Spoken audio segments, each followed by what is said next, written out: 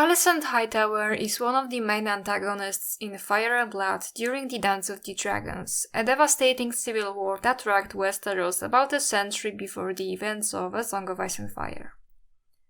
Alicent Hightower is not one of the main antagonists in the adaptation of Fire and Blood, House of the Dragon.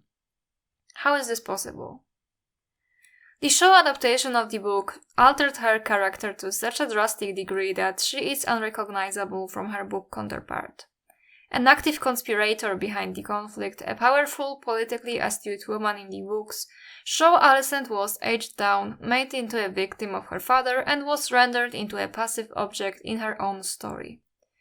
This change was praised by many, arguing that it made her more nuanced, sympathetic, and fleshed out. I fundamentally disagree with that assessment. In fact, I vehemently despise the changes made to Alicent's character and believe that not only did they ruin the character, but also the setup for the dance, and by extension the entire story. So let's talk about Alicent, why I don't believe that altering her character was a good decision, and finally, whether we as the audience should even feel sympathy for Alicent Hightower.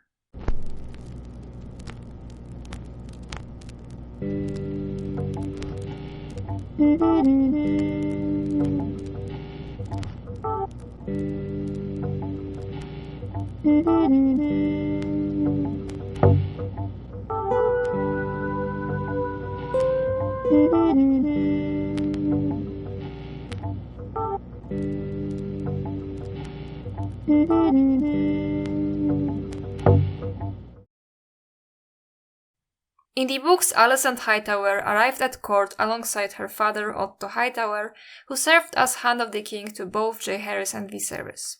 Viserys had no male heirs with his first wife Aemma Arryn, which prompted him to name Rhaenyra, his only daughter, as his successor.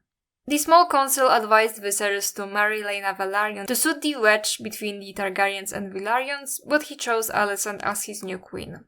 It was said that the Hand had risen above himself. Otto was a second son too, so the match was not necessarily great politically, especially since the Hightowers were already close to the crown. Alicent and Rhaenyra were a decade apart in age and initially shared an amicable relationship, but that ended the moment Alicent gave birth to a son. She naturally expected him to be Viserys' heir, but Viserys refused to alter the succession. As such, two rivaling parties formed at court. Alicent's supporters, referred to as the Party of the Queen, and Rhaenyra's supporters, the Party of the Princess. Alicent's biggest supporter was her father Otto, yet after he was too insistent on pushing Aegon as heir, Viserys removed him from the office. On the 5th anniversary of Alicent's and Viserys' wedding, a tourney was organized. Alicent wore a green gown, while Rhaenyra dressed in Targaryen black and red. Ever since then, the parties have been referred to as the Greens and the Blacks. At some point, Alicent wanted to betroth Rhaenyra and Aegon, but was refused by Viserys, who realized that this suggestion was only put in place in order to place Aegon on the throne. Wishing to ease the wedge between the two branches of the house, Viserys organized a feast where Alicent wore black and Rhaenyra wore green, and many displays of goodwill were shown that night. However, as soon as Viserys left, it became clear that all of this was just for a show. When Viserys died, Alicent decided to keep it a secret to give herself more time to act. She called the Green Council and made preparations to crown her son. Anyone who opposed her or threatened Aegon's ascension was sent to the dungeons. It took 10 days to prepare everything, and her husband's rotting corpse was finally allowed to be removed. The Greens proceeded with the coronation.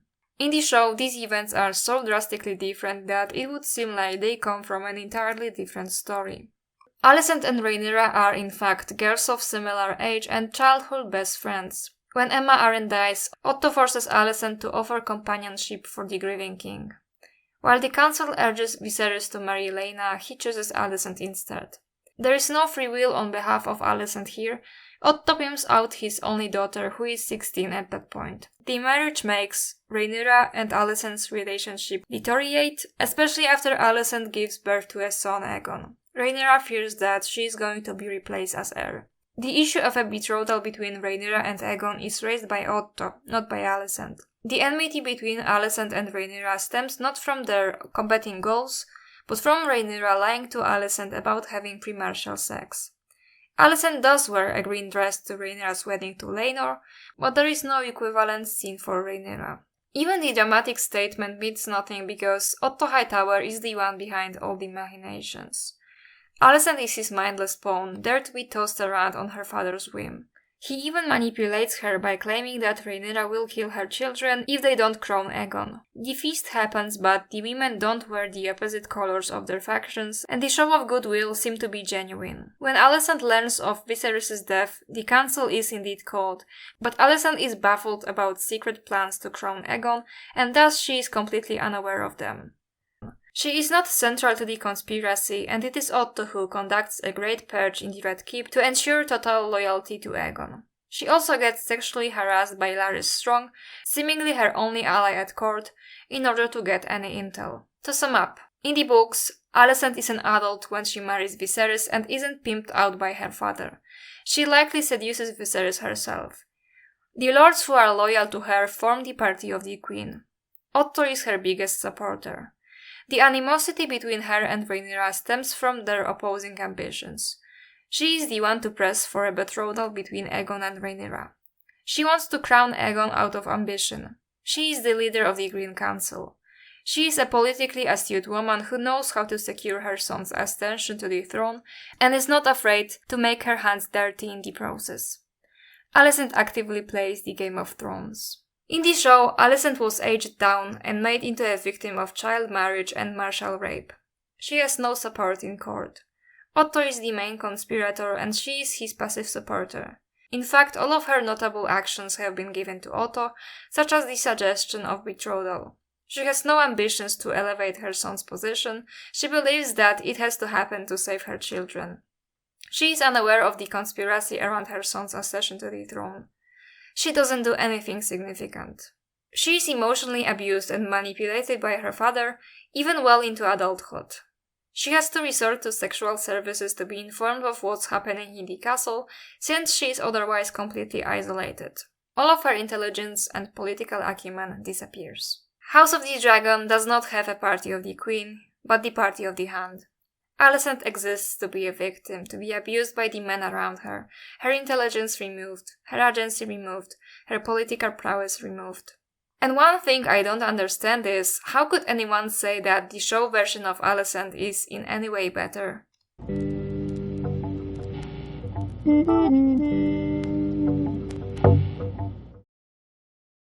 One argument that is usually used to validate the mess that is Alicent's show characterization is that book Alicent is a one-dimensional, misogynistic caricature of an evil stepmother, and that the TV show version made her more sympathetic, nuanced, and fleshed out. Why make Alicent sympathetic though? She is an antagonist, and while antagonists sometimes have sympathetic motives, Alicent doesn't.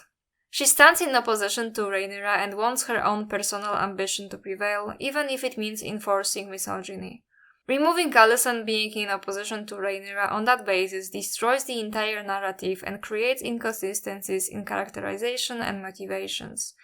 Aging Alicent down messes up the entire timeline as well. For example, Alicent is supposed to be at least 35 during the scene of Aegon's coronation, but due to being played by an actress in her late 20s, who looks even younger than that, it's impossible to tell. And the child bride argument doesn't work here because about 20 years have passed during season 1, so she is at least 35 and that is a generous assumption.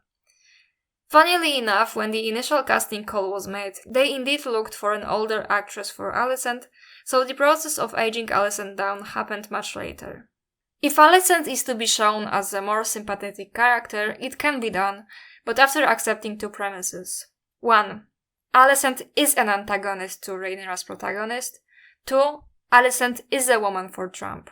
If I were in charge of writing the script of House of the Dragon and was told to make Alicent more sympathetic, I would be able to do that with those two premises in mind, without the aging down and pulling out CW childhood best friends melodrama. I would make Alicent a lady-in-waiting and a friend to Aemma, a role model for Rhaenyra, someone she likes and admires. Then Aemma dies, and Viserys decides to remarry, and Rhaenyra is conflicted between the obvious jealousy and pain and the prospect of having a mother figure in Alicent. Their maternal love for one another prevails, but then Alicent gives birth to a son. That son isn't made heir, and Alicent doesn't understand why. From here, her resentment towards her stepdaughter only grows. This is my idea. Tell me in the comments how you would handle it. I suspect that the change in Alicent's characterization is broadly the result of two main aspects that are loosely related to one another. First aspect is, of course, the misogyny of the writers who could not imagine a woman being an active participant in her own story. Second aspect is the hyper-awareness of reception. In our culture, men and women exist as dialectical opposites of one another. Where men are logical, women are emotional. Where men are active, women are passive. Where men are cruel, women are nurturing. Where men are driven by political ambition, women's only possible motivation in life are their children. This is why the writers could not imagine Alicent being the one in charge of everything. This is why she has no allies. This is why it's Otto who presses the betrothal. This is why it's Otto who forms a party of the hand. This is why Alicent could not possibly want her son to ascend the throne out of ambition, and it has to be about the safety of her children.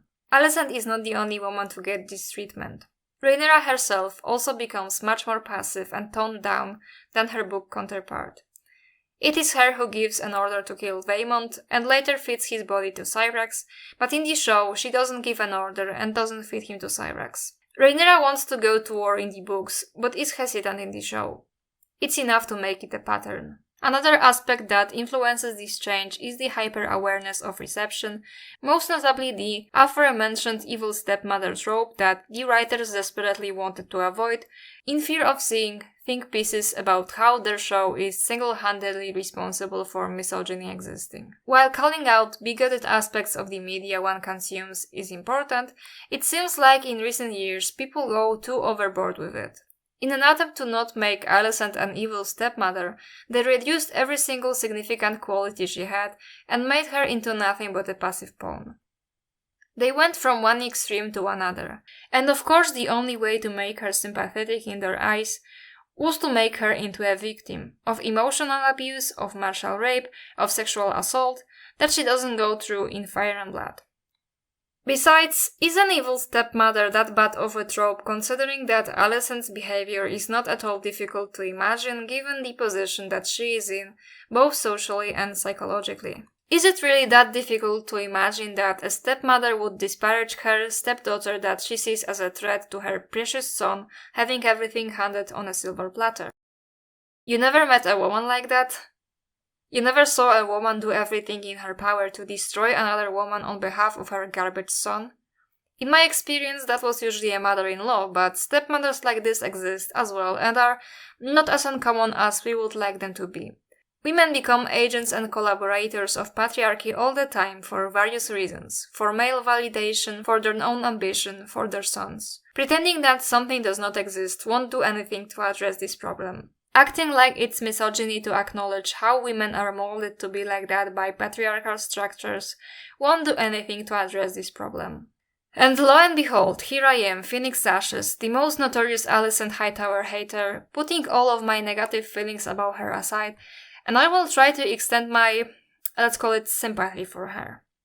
Alicent Hightower should have been an exploration of a woman serving patriarchy that could have been extremely compelling, and I see glimpses of them trying to go that way, but failing spectacularly because in their attempt to absolve Alicent from the caricature of an evil stepmother, they made her into a polar opposite caricature that is equally uncompelling. I would say that arguably they made her even worse.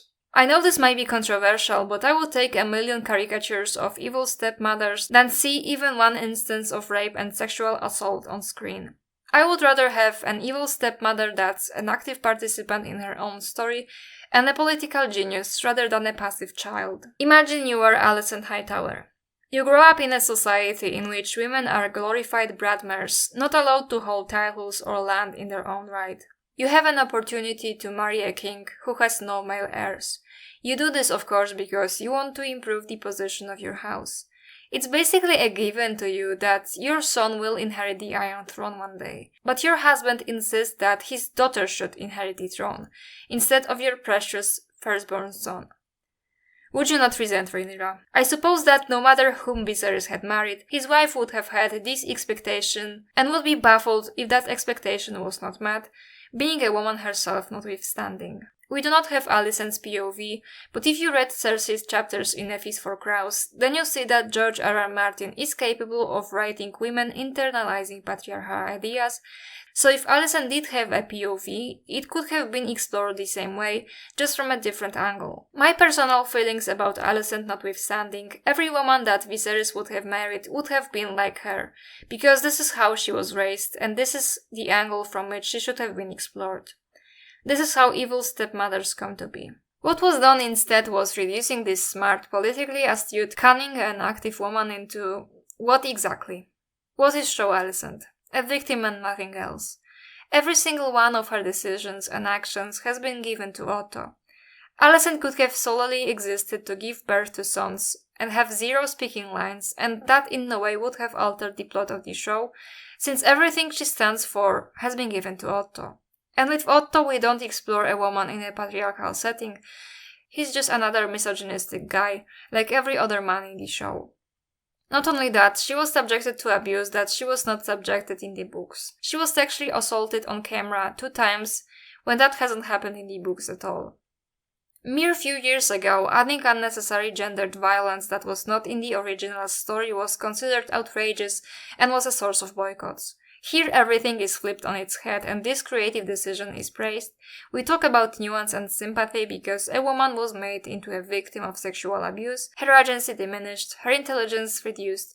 She is just tossed around to be abused by men for the sadistic pleasure of the audience. Attempts at making Alicent a woman for Trump failed spectacularly because showrunners could not decide how to approach her character, their fear of reception and condemnation won. They tried but ultimately decided it's safer to make Alicent regress to her past self. As such, they made her boring. They made her passive. The audience is no better because instead of recognizing it, not only they praise this change but also, where Alicent's woman for Trump archetype does show, they side with her. The line "where is duty, where is sacrifice" is held at face value instead of recognizing that it is duty and sacrifice that hurt Alicent so much. They double down on this and believe that Alicent is in the right to demand that all other women should suffer just like her, because the show ends up validating what Alicent is saying. It's a mess. Alicent had in her to be the second Cersei Lannister, someone you love to hate, and Olivia Cook has what it takes to portray her like that.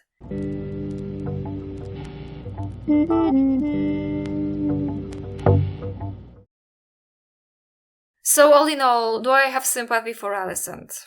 Well, ultimately no, because I have very little sympathy for women who uphold patriarchy, but I understand where her character is coming from, why she has the expectations she has, and why she would oppose Rhaenyra even though it goes against her interest as a woman. You could show this from a sympathetic point of view without reducing her to a cardboard box with every single defining characteristic being taken away and given to a man, and you could most certainly do that without making her a victim. Conceptualizing women as forever helpless victims with no agency or thoughts is the other side of the same sexist coin. Benevolent sexism is still sexism. Thanks for watching. If you like this video, please leave a like, subscribe and share so that more people can see it too. Make sure to click the notification button so that you never miss a new video.